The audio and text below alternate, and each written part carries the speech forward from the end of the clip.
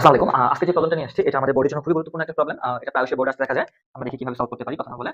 তো এখানে আমাদের যে রাশিটা আছে, এখানে আমাদের দুটো রাশি আছে। একটা আছে কত a-1 একটা পদ, এই রাশিতে আরেকটা পদ আছে কত a+1। আমরা একটা কাজ করব, এই দুটো পদকে ধরে নিব আমাদের হিসাব সুবিধার্থের জন্য। তা না হলে আমরা কিন্তু অঙ্কটা পারব না। এই ধরনের রাশি থাকলে আমরা জানি কি আমাদের ধরে করতে হয়। ধরে না করলে আমরা এই অঙ্কগুলো কি করতে পারি না, সমাধান করতে পারি না। তো আমরা এখানে একটু ধরি, একটু কি করি, ধরে নিই। একটু ধরে নিলাম হচ্ছে a প্লাস হচ্ছে 1 ইকুয়াল টু ধরে নিলাম হচ্ছে কত p, এবং হচ্ছে a-1 কে ধরে নিলাম হচ্ছে কত, আচ্ছা সরি আমি একটু ডিফারেন্ট ওয়েতে ধরি। প্রথমটাকে আগে ধরি, প্রথমটাকে যেভাবে আছে সিরিয়ালি সেভাবে ধরি। হ্যাঁ, প্রথমটাকে যেভাবে আছে সেভাবে ধরি।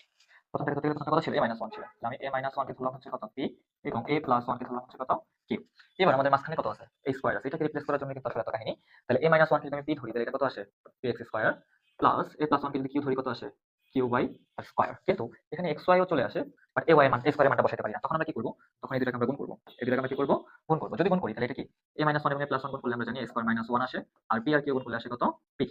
তাহলে a স্কয়ার এর মান আসে কত, pq প্লাস হচ্ছে কত আসে 1 আসে। তাহলে a স্কয়ার এর মান আসবে কত, প্লাস কত আসে, pq প্লাস 1, pq প্লাস হচ্ছে 1।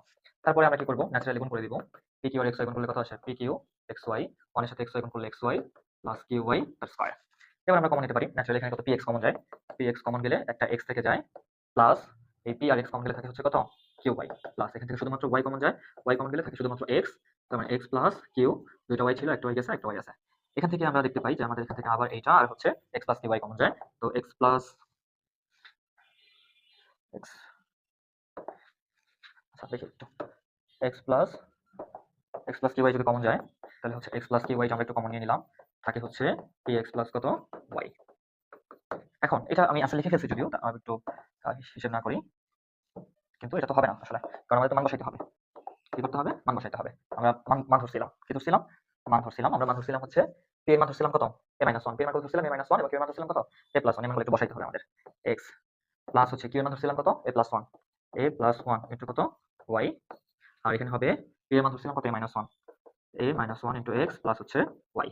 তাহলে পরের লাইনে কি আসে, তাহলে পরের লাইনে আসে হচ্ছে আমাদের x plus ay plus y, x plus ay plus y, আর পরেরটা আসে হচ্ছে y plus ax minus 1 x।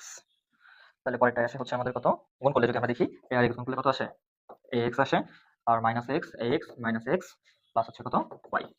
এটা আসলে আমাদের অ্যান্সার হবে বসাই দেওয়ার পরে কত আসে, এইটা অ্যান্সার হবে। ঠিক আছে, আচ্ছা পরবর্তীতে মনে হয় একটু করা যায় x প্লাস y, আমরা একটু দেখি করা যায় কিনা, আমরা একটু দেখি করা যায় কিনা। এখানে হচ্ছে পরবর্তীতে এটা কেমন এভাবে লেখা যায় দেখি, ay plus y, ax plus y, না আর কিছু করা যায় না, এটা অ্যান্সার। তাহলে এই অঙ্কটা যদি আসে পরীক্ষা আমরা এভাবে করবো। আজকে এতটুকুই।